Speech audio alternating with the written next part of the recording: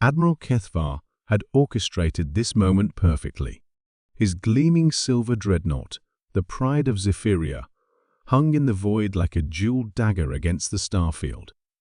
2 kilometers of polished hull, bristling with plasma cannons and shield generators that could deflect asteroid impacts.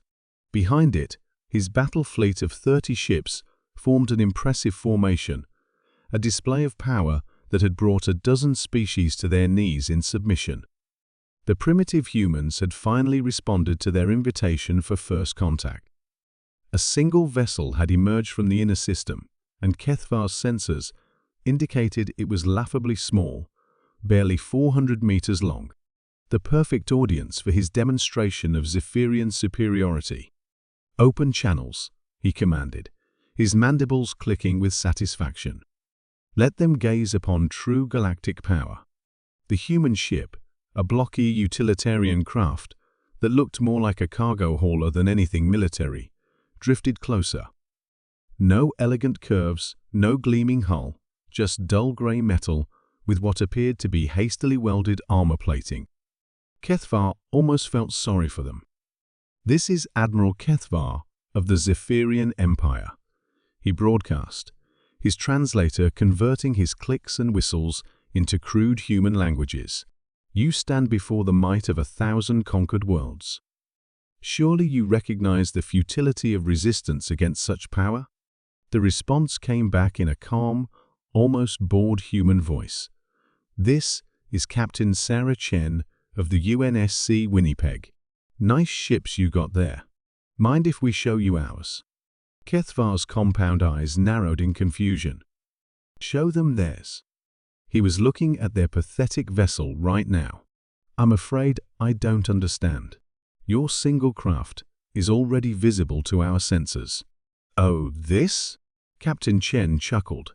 "This is just our mail delivery ship. We were dropping off some care packages to the mining colony on Titan. The actual fleet is—" Space erupted in light. Kethvar's sensors screamed warnings as massive signatures began appearing throughout the solar system. Not just appearing, decloaking. Ships that had been invisible, hidden by technology the Zephyrians hadn't even suspected existed, suddenly revealed themselves like predators emerging from tall grass. The first thing he noticed was the sheer size. The smallest human warship was twice the length of his flagship. The largest. The sensors couldn't get accurate readings, but it had to be at least 8 kilometers of bristling weaponry and armor. "Sweet mother of the void," whispered his navigation officer. The human formation was perfect, too perfect. Ships positioned at precise intervals that created overlapping fields of fire, blocking every escape route from the system. They had been completely surrounded before the conversation had even begun. But it was the design that made Kethvar's respiratory spiracles clench with fear. Zephyrian ships were built for intimidation, sleek, beautiful, designed to inspire awe in potential subjects. Human warships looked like they had been designed by creatures who had spent their entire evolutionary history killing each other. Every surface bristled with weapons. Armor plating was scarred and pitted, suggesting these ships had seen real combat. "Lots of it." "How many?" He croaked to his tactical officer. "I'm reading. 237 vessels, sir. All armed. All targeting us." Captain Chen's voice came through the comm again, still conversational. "Yeah, we figured you might be the diplomatic type who likes to negotiate from a position of strength. We respect that. So we thought we'd level the playing field a bit."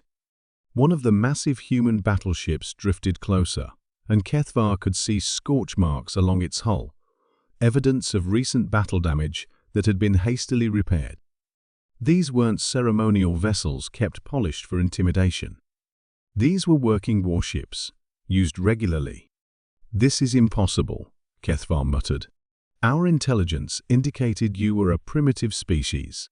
Single-planet civilization. No spacefaring capability beyond your own system." "Oh, we're definitely a single-planet civilization," Chen agreed cheerfully. It's just that we've been expecting visitors for a while now. Turns out, when you spend a few thousand years perfecting the art of warfare on one planet, scaling up for space isn't that hard. Kethvar's tactical display lit up with targeting solutions, not his own, but theirs. Every single human ship had weapons locked onto his fleet. The precision was terrifying. They weren't just aiming at his ships, they were aiming at specific systems. Command bridges, engine rooms, life support. The thing is, Admiral, Chen continued, we've been listening to your communications for about 6 months now. Universal translators are handy things. We know you've conquered 12 species through intimidation and superior firepower. We also know that 3 other species in this galactic neighborhood are planning to resist your expansion. How could you possibly? Because we've been in contact with them, sharing technology, training their crews. Funny thing about humans, we really don't like bullies. The largest human vessel, a massive fortress of weapons and armor, moved into position directly in front of the Zephyrian flagship. Gun ports opened along its hull like the eyes of some ancient predator awakening.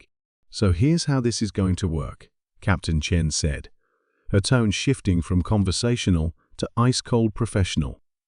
You're going to take your pretty ships and jump back to whatever hole you crawled out of.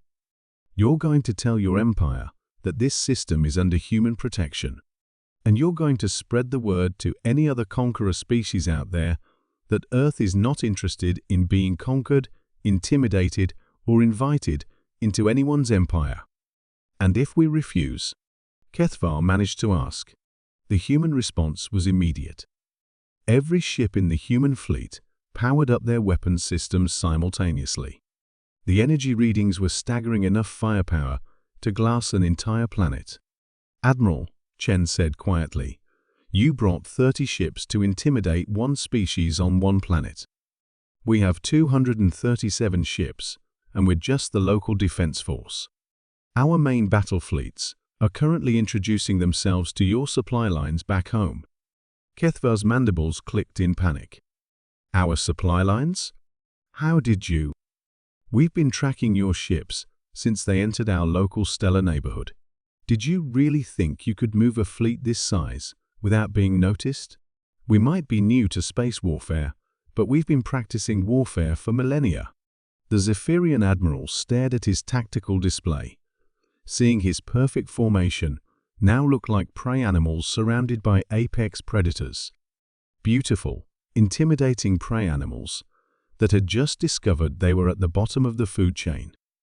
Beginning jump preparations, he announced to his fleet, his voice defeated. Smart choice, Captain Chen replied. Oh, and Admiral? Tell your empire that if they want to discuss trade agreements or cultural exchanges, we're always open to peaceful negotiations. But if they come back looking for conquest. She paused. Well, let's just say we have a lot more ships where these came from. As the Zephyrian fleet limped away through hyperspace, Captain Chen settled back in her command chair and opened a comm channel to Earth Command. Mission accomplished. The intimidation fleet has been unintimidated. Recommend we proceed with Phase 2 of the Galactic Integration Protocol. In the depths of space around Earth, construction continued on the real fleet, the one the Zephyrians never got to see.